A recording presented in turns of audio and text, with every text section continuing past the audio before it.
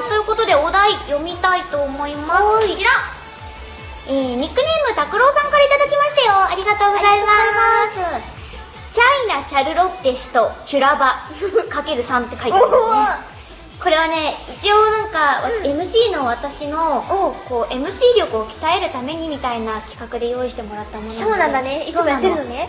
いつも、たまにやってるんですけどいつもね、結果を残していないんですよね。そうなの？もう先に言っちゃうのね。言っといて、ちょっとハードル下げていく。なるほどね。ということで、ちょっと私、やらせていただきたいと思います。オッケー、期待してない。いきますよ。シャイなシャルロッテ氏と修羅場、シャイなシャルロッテ氏と修羅場、シャイなシャルロッテ氏と修羅場。できてるじゃん。できてるじゃん。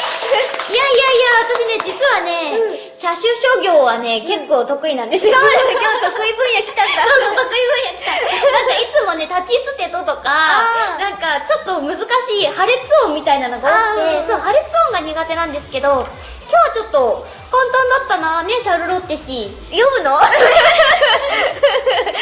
の？なんかほら、一応、拓郎さんもほら、シャルロッテがゲストに来てくださるっていうのをですね。それに基づいて作られたそうなんです言葉だもんよ。ね。だからちょっと拓郎さんのために3回お願いします。任しとけ任しとけ。いきますよ。シャイなシャルロッテ氏と修羅場、シャイなシャルロッテ氏と修羅場、シャイなシャルロッテ氏と修羅場。待って待って、今できてたよね。できてた。一応成功でーす。なんだろう、最後のドゥルルは何なの？お、ロが多いと思って。